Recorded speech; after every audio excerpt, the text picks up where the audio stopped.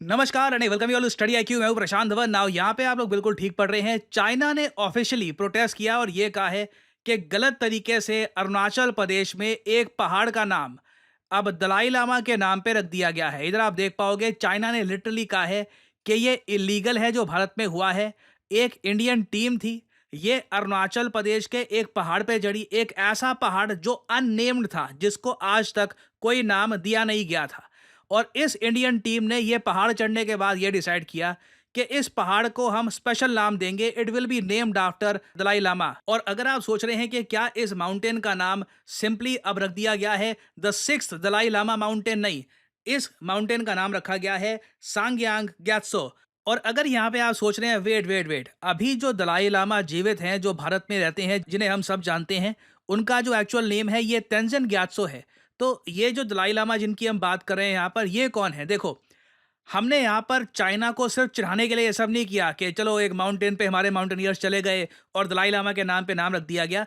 जो नाम रखा है ना दलाई लामा का यहाँ पर, इसके पीछे एक हिस्टोरिकल रीजन भी है। पहली बात तो आप ये जान लीजिए, तिब्बतियन बुद्धिज्म में अब तक 14 दलाई लामास आ चुके हैं। दलाई लामा आपको पता होगा सबसे इंपॉर्टेंट रिलीजियस फिगर है तिब्बतियन बुद्धिज्म में, और आज से कई साल पहले 1683 में पैदा हुए थे छठे दलाई लामा, जिनका नाम यहाँ पे आप देख पाएंगे सांग्यांग ग्यात्सो। और इंटरेस्टिंगली इनका जन्म हुआ था अरुणाचल प्रदेश में। ना सिर्फ अरुणाचल प्रदेश में, अरुणाचल प्रदेश के तवांग में इनका जन्म हुआ था। He is the child of Arunachal Pradesh. अगर एक बहुत ही ऊंचा माउंटेन, इस पर्टिकुलर केस में अगर हम देखें तो 20,900 फीट से भी ऊंचा माउंटेन है, इसे कॉन्कर किया जाता है, तो बिल्कुल सांग्यांग ग्यात्सो नाम रखना बिल्कुल ठीक है, because he was born in Arunachal Pradesh. और आप इमेजिन कर सकते हैं यहाँ पर ना सारी चीजें हैं जो चाइना को गुस्सा दिलाती हैं।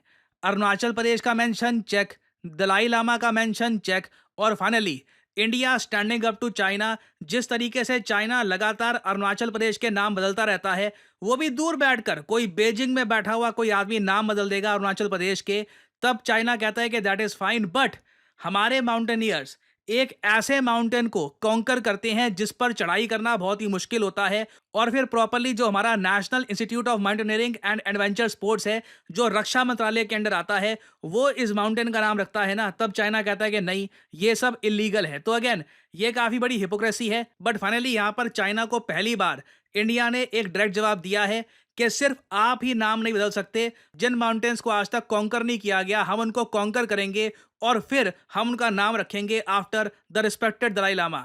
अब यहाँ पे आप में से कई लोग एक सवाल ये पूछोगे कि क्या इंडिया ने जो किया है, हमने चाइना को जवाब दे दिया। जिस तरीके से चाइना काफ़ी बार ओपनली क्लेम करता है कि अरुणाचल प्रदेश साउथ तिब्बत का पार्ट है, और काफ़ी बार चाइना अरुणाचल प्रदेश के इलाकों के नाम खुद अपने हिसाब से बदलता रहता है, तो हमने क्या जवाब दे दिया चाइना को प्रॉपरली? वेल, मैं सपोर्ट करता हूँ जो अभी हमने किया है, जो हमने माउंटेन पीक क्लाइम करके नाम रखा है दलाई लामा के नाम पर। बहुत अच्छा मूव है। डेफिनेटली रक्षा मंत्रालय की पूरी बैकिंग है यहाँ पर। बट प्रॉपर बराबरी अगर हम करने की बात करें ना, तो आज से कई महीने पहले जो रिपोर्ट्स आई थी कि इंडिया प्लान ये कर रहा है कि तिब्बत में 2 दर्जन से ऊपर लोकेशंस हैं, उनके नाम भारत अपने हिसाब से रखेगा। ये जब हम करके दिखाएंगे ना, तो मैं कहूँगा कि प्रॉपर इंडिया ने रिप्लाई दिया है चाइना को। इंडिया ने अभी तक तिब्बत को टच नहीं किया, जबकि आप अगर देखें, चाइना तिब्बत का कल्चर मिटा रहा है हर जगह। चाइना लिटरली, पहली बात तो तिब्बत को तिब्बत कहता भी नहीं है।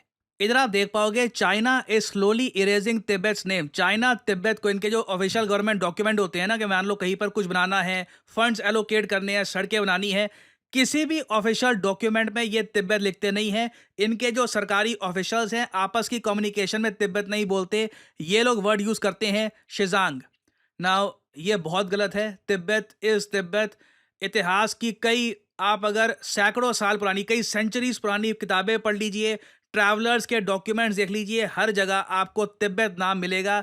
मगर चाइना की कम्युनिस्ट पार्टी, पहले चाइना, हान चाइना का कल्चर डिस्ट्रॉय कर चुकी है, अब ये लोग चाहते हैं कि तिब्बत का भी जो इंडिजिनस कल्चर है, इसको डिस्ट्रॉय करके बस पूरे चाइना में सेम टाइप का कल्चर हो, सेम टाइप के नाम हो। उस लिहाज से अगर मैं बात करूँ ना, I am proud to be an Indian. मैं यहाँ पर साफ साफ बोलूँगा कि it's really good to see कि हमारे देश के लोग एटलीस्ट चाइना के सामने खड़े होते हैं। और ये जो हमने नाम रखा है ना इस माउंटेन का, चाहे चाइना जितना प्रोटेस्ट कर ले, चाहे चाइना जितना कह ले कि नल एंड वॉइड, हम इसको एक्सेप्ट नहीं करते, चाइना गुस्सा हो गया इसको लेकर, हम यहाँ पर खड़े हुए हैं तिब्बत की आइडेंटिटी के लिए। हमने चाइना की बॉर्डर पे, क्योंकि लिटरली जो ये माउंटेन है ये लाइन ऑफ एक्चुअल कंट्रोल के बहुत ज़्यादा पास है, लिटरली चाइना की बॉर्डर पे खड़े होकर हमने ये कहा है तिब्बतियन कल्चर लंबे समय तक जिंदा रहेगा। और ऐसा नहीं है कि इस बीच हम ये भूल गए हैं कि मिलिटरीली भी खुद को स्ट्रॉन्ग करना बहुत इंपॉर्टेंट है। अगर हमने ये किया है और चाइना कह रहा है कि ये इलीगल है, गलत है, इमीडिएटली हमको ये भी ध्यान देना होगा, कल को चाइना मिलिटरीली कुछ करने की कोशिश करता है तो हम चाइना को जवाब दें। Already Indian military line of actual control पे हैविली डिप्लॉयड है।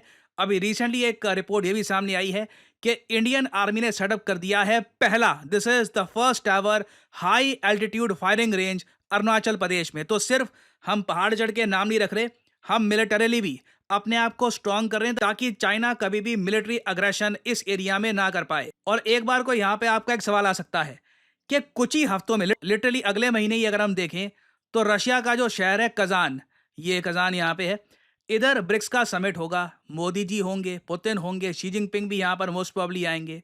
तो उससे पहले ये सब करना ठीक है। देखिए चाइना के केस में मैं आपको साफ साफ बता दूं, स्ट्रैटेजी इंडिया की बिल्कुल सिंपल होनी चाहिए, speak softly, carry a big stick, you will go far. ये एक बहुत अच्छी कोट है by former American president Theodore Roosevelt. इनका ये मानना था कि डिप्लोमेसी में आप विनम्र होकर बात करिए, सामने वाले आदमी को प्रॉपर रिस्पेक्ट दिखाइए, but at the same time carry a big stick.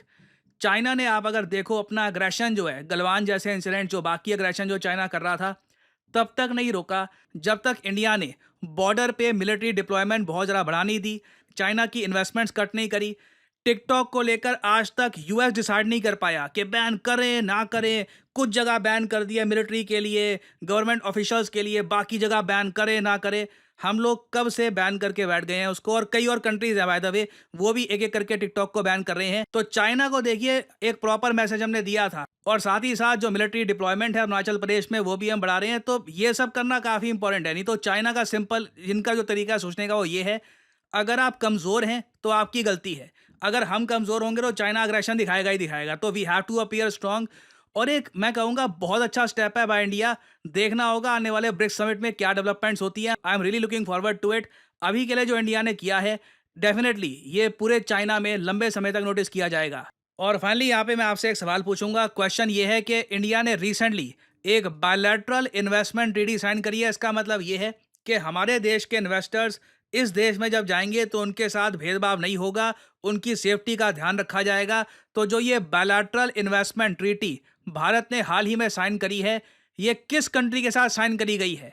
ये है यहाँ पे आपकी ऑप्शंस, रशिया, जापान, नेपाल या फिर उज्बेकिस्तान। इधर आप देख पाओगे भारत की जो वित्त मंत्री हैं ये गई थी इस कंट्री में, और यहाँ पे ये ट्रीटी साइन हुई है। तो कमेंट सेक्शन में करिए आंसर। जो लोग सही आंसर देंगे उनकी कमेंट को मैं हार्ट दे दूंगा ताकि बाकी लोग समझ पाएं कि सही उत्तर क्या है। और फाइनली आप लोगों के लिए एक बहुत ही इंपॉर्टेंट जानकारी, देखिए एक बहुत ही सुंदर कोट है, all good things come to an end. और स्टडी आईक्यू का जो प्रतिज्ञा बैच है ये भी बहुत जल्द समाप्त हो जाएगा। उसके बाद प्रतिज्ञा बैचेस आपको नहीं दिखेंगे।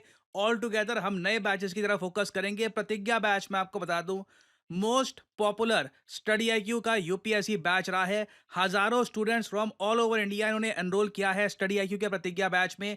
तो आपके पास आखिरी गोल्डन अपॉर्चुनिटी है प्रतिज्ञा बैच में एनरोल करने की फॉर योर यूपीएससी प्रिपरेशन। और ये आप कर सकते हैं एक सेल के दौरान। जी हाँ, अभी स्टडी आईक्यू की सेल चल रही है, 30 सितंबर को ये सेल खत्म हो जाएगी। तो आपको सिंपली क्या करना है, कमेंट सेक्शन में जाइए, यहाँ पे आपको बहुत सारे लिंक दिख रहे होंगे ना। जो सबसे टॉप का लिंक है ये यूपीएससी कोर्स का है। उसके अलावा आप अगर स्टेट एग्जाम्स के लिए प्रिपेयर कर रहे हैं, बिहार पीएससी, उत्तर प्रदेश पीएससी, इन सब एग्जाम्स की भी आप प्रिपरेशन कर सकते हैं विद स्टडी आईक्यू। बट आप अगर सिंपली यूपीएससी की प्रिपरेशन करना चाहते हैं, इस लिंक पर करिए क्लिक, और यहाँ पे आपके सामने खुल जाएगा ये पेज। और ये जो यहाँ पे प्राइस दिख रहा है ना आपको, नेवर एवर पे दिस प्राइस। सिंपली कोड यहाँ पे टाइप करिए, यहाँ पे 4 ऑफर्स अवेलेबल लिखा है ना, यहाँ पे क्लिक करोगे। उसके बाद यहाँ पे आपसे कोड पूछेंगे PG10, यहाँ पे आपको टाइप करना है।